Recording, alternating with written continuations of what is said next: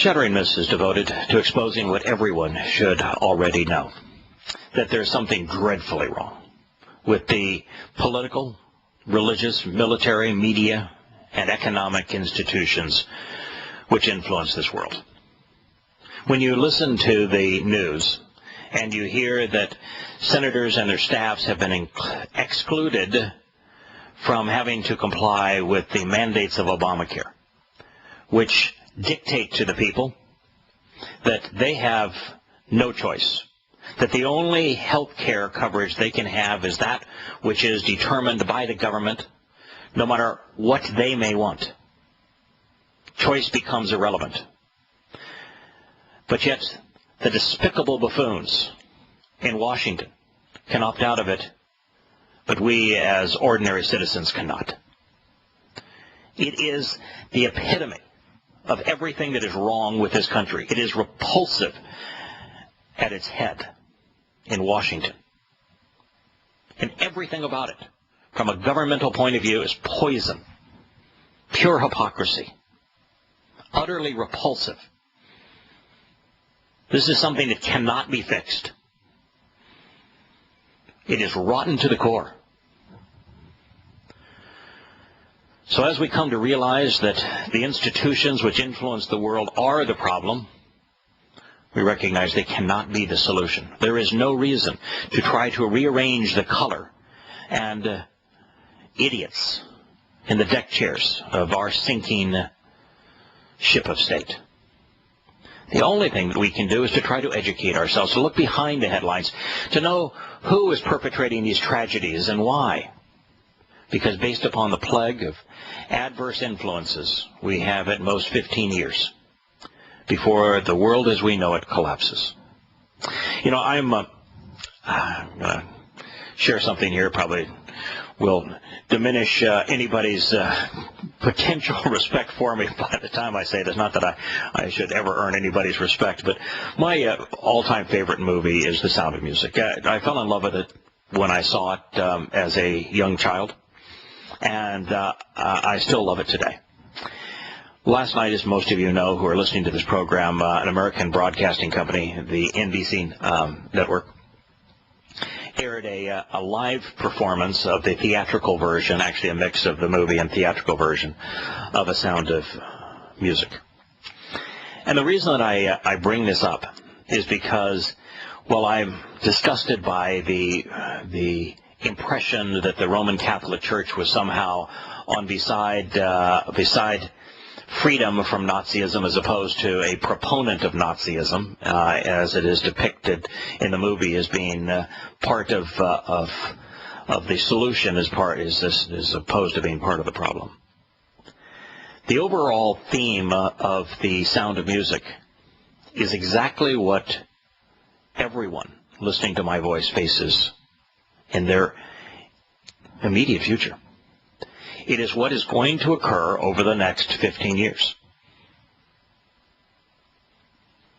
A regime, fascist, communist, a blend of the two, communist ideals driven by fascist mandates, is going to continue to be more draconian. People are going to become angrier. They're going to be more demanding, more restrictive. You will have fewer choices. And you will either comply, you will either compromise, you will either go along, or you will be treated very harshly. And unlike the movie, there won't be a church to turn to. They'll be part of the problem. And you're going to have to decide, what are you going to do with your family? Are you going to go along to get along? Are you going to have some backbone? Are you going to walk away?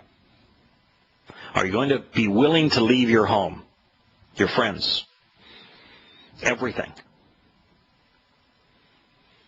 And that is the choice that all too soon, within the next 15 years, all of those who are not already a member of Yahowah's covenant family are going to have to make. Are you going to be one of the few who steps away? And now, I'm going to tell you that This is not like what was depicted in the Left Behind series, that popular book written by a couple of Christian numbskulls, where there's an underground of fellow Christians that create a network of safety. Yahowah's covenant children are few. They are far between. And so you and your family, and sometimes just you, will absolutely be on your own, and the forces against you will be and harsh. There is a reason that if you can block out the Roman Catholic influence there, and if you can see in that movie America and much of the world encroaching as Nazism, you'll have a glimpse as to what awaits us all in the future. Well, typically in this program, in our first hour, we review the news. Today we're going to review one of the most important aspects of the news, the motivation for terrorism, with IQ al-Rassooli. We're going to do that in our second hour because IQ calls in from Europe, and it is much easier for him to make contact with us in our second hour. And so we're going to begin today with the covenant. Because, my friends, that is the only answer. It is the only escape. It is the only ally. The only way for you and your family to survive the growing onslaught, this menace of government, of militarism. You know, just think about how similar we have become to the Nazis that dominated history during that period. Our NSA is more capable and more far-reaching, more invasive than was the Gestapo. The politicalization of and patriotism that was exposed by the masses, as you see the old news reels of the adoration and the flag waving, the celebrations of nationalism and patriotism. It's no different than what we witness in so many countries today.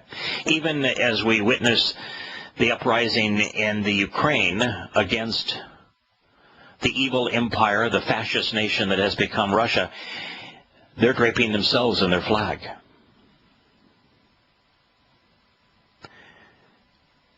Look at how militaristic Nazi Germany became, building what became the world's most dominant military, just as America has done today. Well, they were a representative government. They voted for their own demise, just as America will do.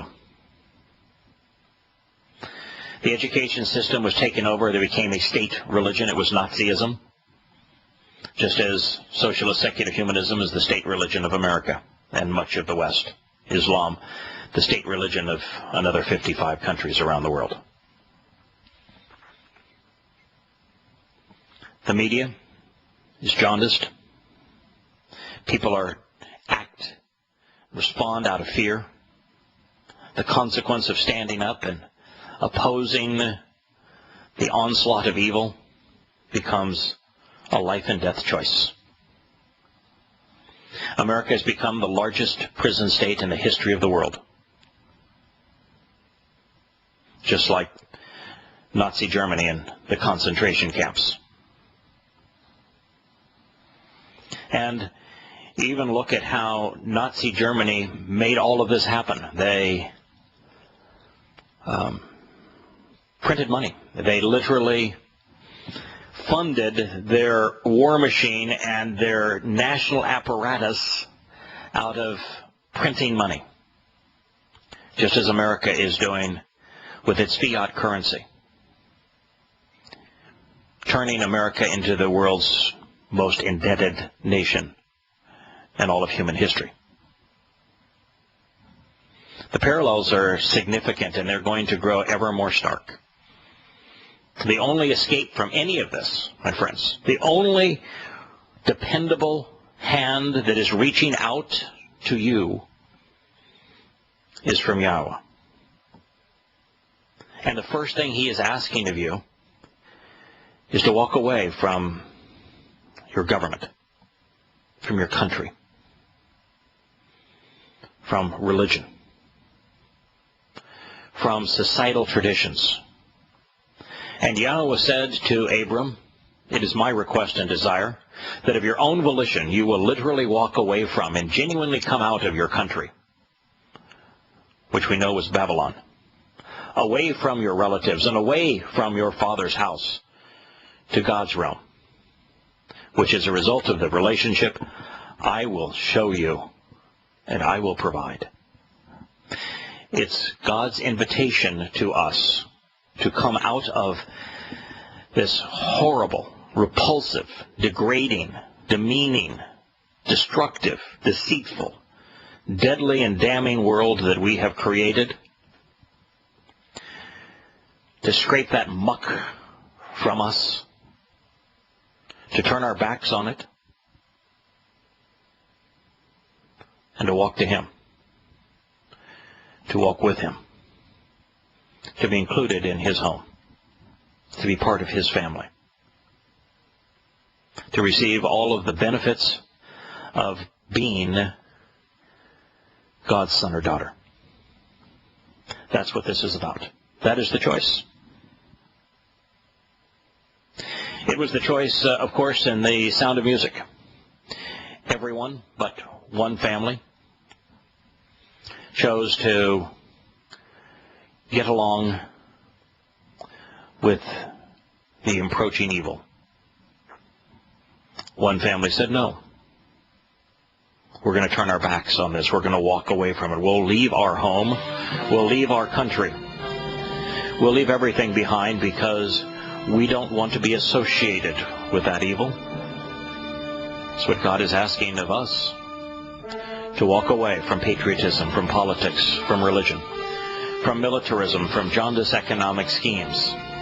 Are you willing to walk away from the house of man so that you can walk with God in his home?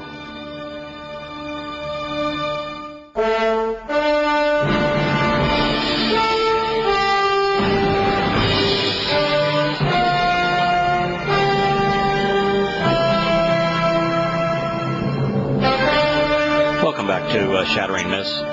We discussed yesterday in our program how we know for certain that Yahowah was asking Abram to walk away from Babylon. It's Babel in Hebrew. Babylon is everything we need to know about Babylon is disclosed by Yahowah in his prophetic writings, particularly in Yirmiyahu and Yeshaya, Isaiah and Jeremiah, where he tells us that Babylon represents the influence of politics, patriotism, religion, economic schemes, militarism. All of those things comprise that which is Babel. And God is opposed to all of them. He speaks of how they rob people, how they are disingenuous, how those at the helms of power, religious and political power, are complete and utter hypocrites. They're scum.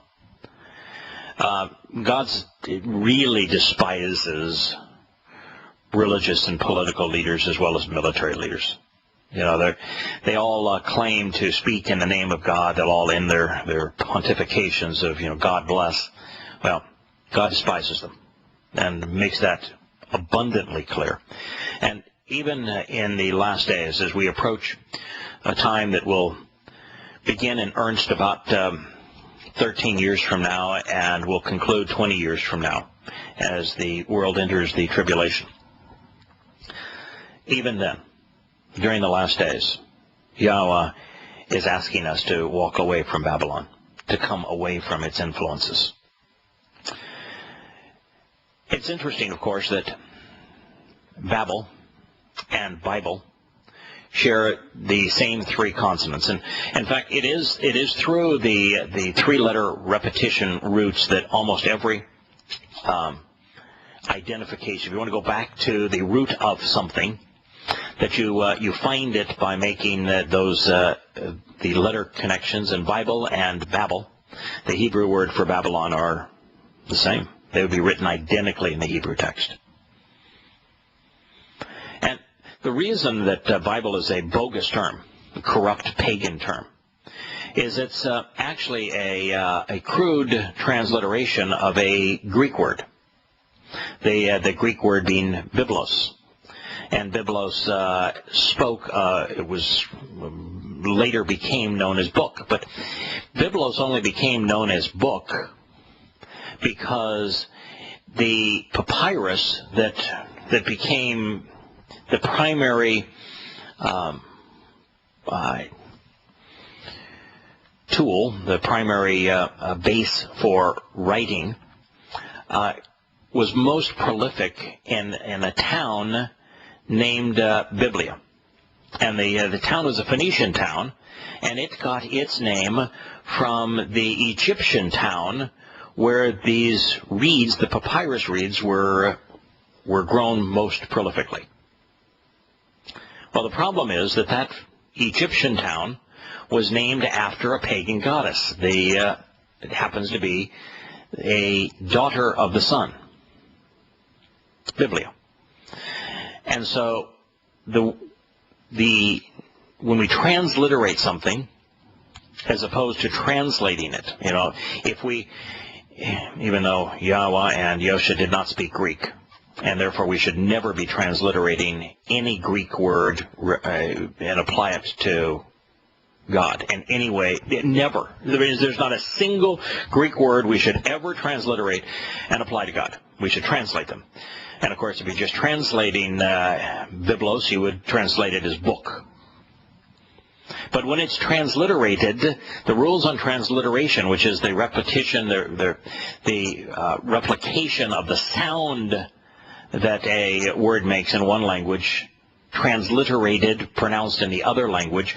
When you transliterate, you only transliterate names, sometimes titles, but never words. And in the case of translation, you always translate words, their meaning, from one language to the other. So by transliterating biblos, we're saying that it's a name. And as a name, the name has a single etymological point of origin. And that is, it's the name of a Greek goddess. And so, for someone to hold up a book and say, this is the Holy Bible, do you believe that the Bible is inspired by God and inerrant? You've got to look at them and say, are you completely ignorant? Are you irrational? Are you immoral? What is your problem? Don't you think before you ask questions? Hell no is the answer. Even the name that you have chosen is an abomination to the very God whom you are attempting to associate with it. Bible is Babel.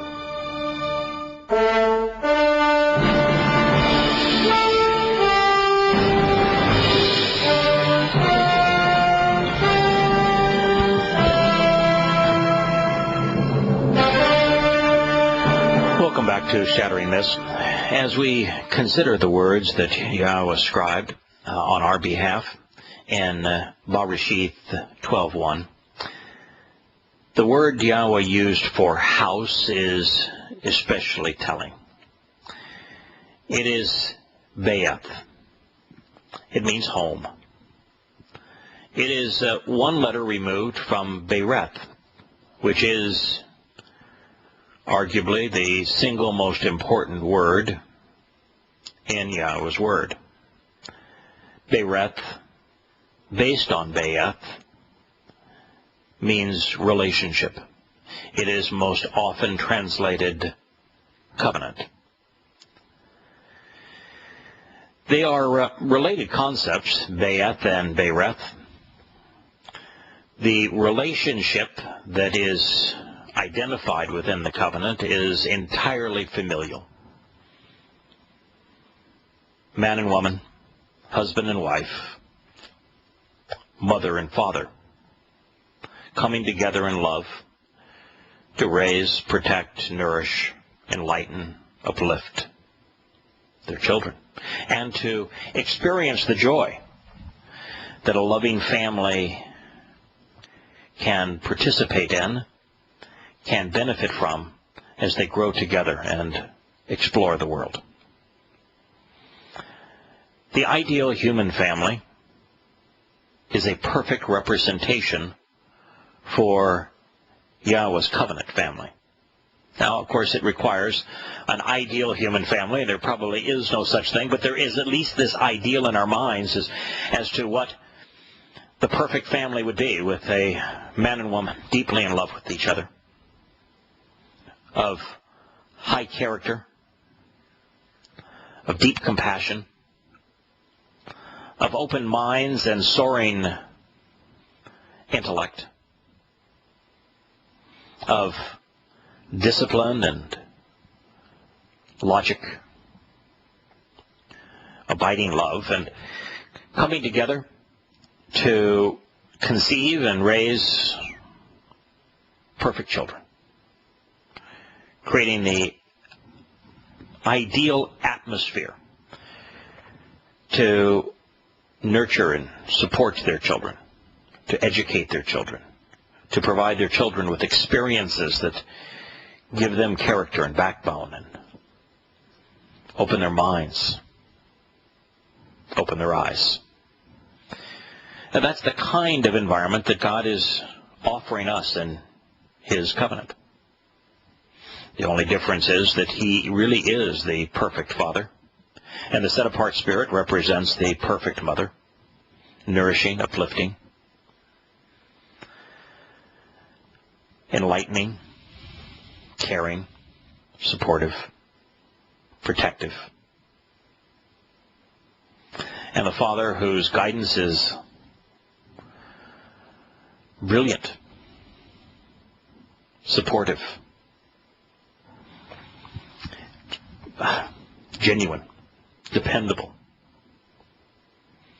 A Father who not only talks the talk but walks the walk, who is there with us all along the way, who wants nothing more than to enjoy exploring, going on great adventures, camping out with His family. It is a family based on song. So much of the Torah, prophets, and Psalms are indeed songs, a joyous melody. If you love song, you'll love spending eternity with Yahowah. It is a family based upon sharing meals together, that time of conversation and of nurturing, of togetherness. It is a family based upon camping out together, going on these great adventures together, spending time together, exploring together, learning together. It's a family that is supportive and loving. And as we look at the letters that comprise Be'eth and Bereth in particular, and we recognize that Be'eth means house, we then look at the letters that comprise this word for familial covenant relationship. It begins, of course, with the Hebrew Beth, the second letter in the Hebrew alphabet. It was drawn to depict a home with a singular way in, protective, a place for family. Pretty descriptive already, wouldn't you say? The second letter is the Rosh. Rosh was drawn to depict a human head. This is a family comprised of people like you and me. But the head is the means that we use to enter this home. You see, with our eyes we have to be observant, to explore, to closely examine and carefully consider Yahweh's testimony as it is scribed in the Torah, just as we're doing now. With our ears we must be willing to listen to God, shamar and shema, to observe and to listen. With our head we must process what we've come to know, whom we have come to know, so that we understand what he is offering. And with our mouths, we ought to respond after observing, after listening, after thinking. Once we know and understand, we ought to respond to God and act upon the terms and conditions that he has delineated for participation in his covenant family. That's the purpose of the Rosh. But even the meaning of Rosh is first, best. So if you want to know about something about the first family, the best family, the ideal family, the very family of God, you would look for the Rosh Be'eth, the family that is the top, the best, the beginning, the top. The first family, the family of God. The third letter in Be'eth is a Yod. It's my favorite letter in Hebrew. I know. Here I'm sharing with you that I have a favorite movie, and it's The Sound of Music, and now I have a favorite letter in the Hebrew alphabet, but I do. It's a Yod. I love what it conveys. It's the first letter in Yahweh's name.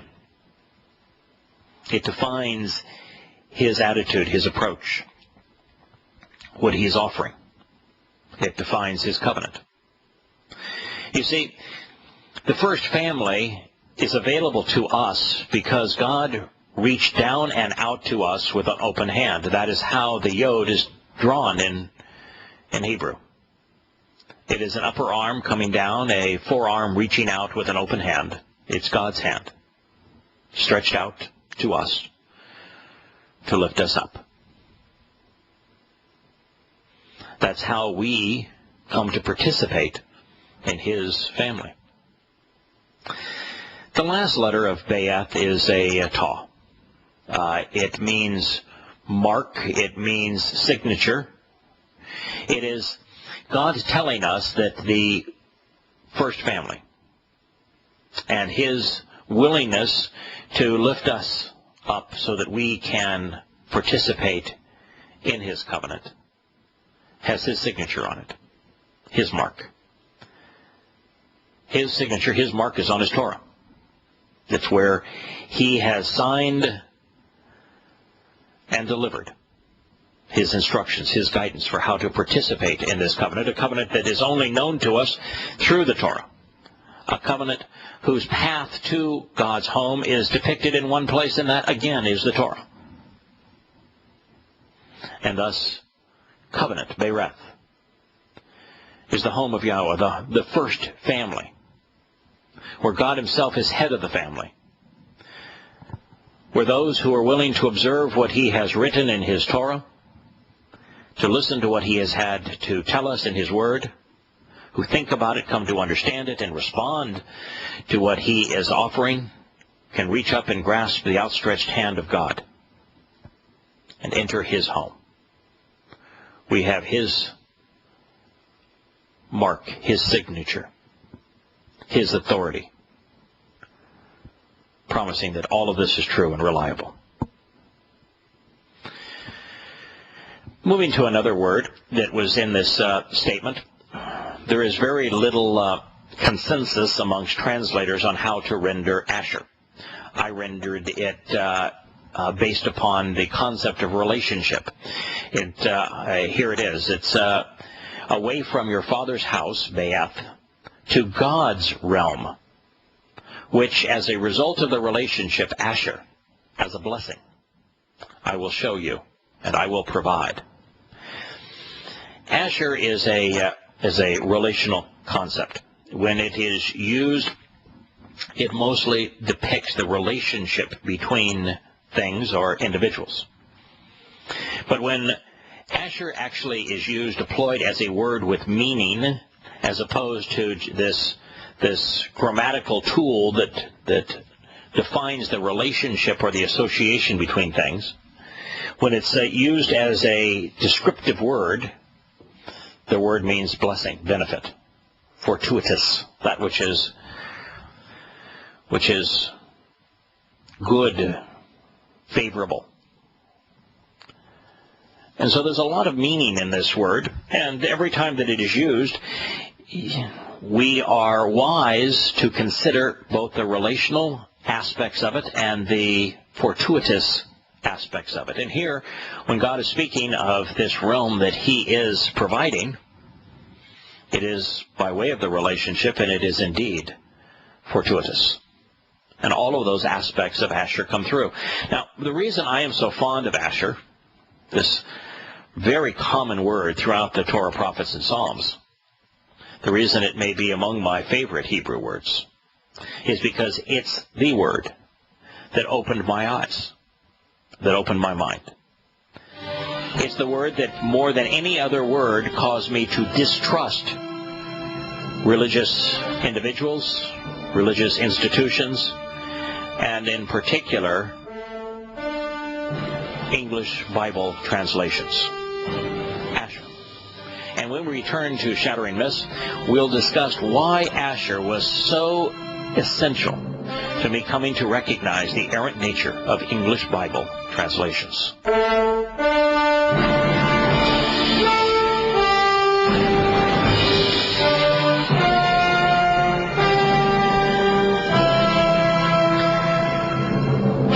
Welcome back to Shattering Myths. I was going to share with you the reason that I am so appreciative of this word Asher, this word that provides linkage and connections and establishes relationships and does so beneficially throughout the Torah, prophets, and Psalms. Many of you listening may know that I wrote a book. My second book was called Tea with Terrorists. My first book was called In the Company of Good and Evil. It chronicles the rise and fall of a business that I was part of many years ago. Interesting read if you are working in a business today. Well, Tea with Terrorists, its title chapter, depicts accurately my meeting with Al-Qaeda, Hamas, Hezbollah, the Oscar Martyrs Brigade, in the immediate aftermath of 9/11, when I was asking them, why are you killing us? And based upon what I learned in that meeting, guns pointed at my head, I wrote that account in a novelized fashion because I thought that telling a story would make the truth more accessible to most people. If you can spoon feed them the bad news with a dose of sugar along with the story, then you've got a better chance of getting them to consider what they really need to know. Anyways, I was writing Tea with Terrorists at the time. I was struggling as a Christian. I knew that there was something dreadfully wrong with the religion, but I would probably still have identified myself as a Christian. And so I was trying to deal with the fact that the Quran is devoid of prophecies, and that the Torah, prophets, and Psalms are replete with accurate prophecies. So since the Quran claims to be a confirmation of the Torah, when it actually is a repudiation of it, I thought maybe a little comparison between the two would be beneficial in the dialogue between the characters of Tea with Terrorists. So I thought that perhaps the best way to do that would be to take the 25 most sweeping messianic prophecies and to run a probability analysis on what are the chances that they just happened to occur as God predicted they would by mere chance. And so I took these top 25, I ran the odds. It happened to be 10 to the, I think, 53rd power, which is a number so large that there aren't even that many fundamental molecules in the entire known universe. In other words, it's impossible that it was just per chance. Well, one of those prophecies happened to be recorded in the second book of Samuel, which means he listens to God. 7th chapter, I believe, where Dode, who is known as David, is being told that the Messiah, this human representation of Yahowah, a diminished corporeal manifestation of Yahowah, would be a descendant of his.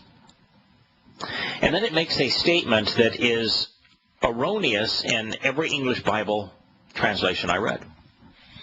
They all translated Asher as when. And so the statement reads that when the sin or when he sins, Asher, he sins, I will not spare the rod. I will not spare the punishment. This is Yahweh speaking now. When he sins, I will not spare the punishment. Well, I recognize that if Yahushua sinned, then his punishment would be as a result of his own imperfections. That the only way for what God was proposing, his plan, to be just, to be rational, to be dependable, to be truthful, to be reliable, to be moral, is for Yahushua to be perfect. And therefore, his sin would be non-existent. It would be our sin that would have to be associated with him. And that is exactly what Asher communicated. So rather than when he sins, it was when sin is associated with him. God will not spare the punishment so that he became our ransom. We'll return with Shattering Myths after the commercial and news break.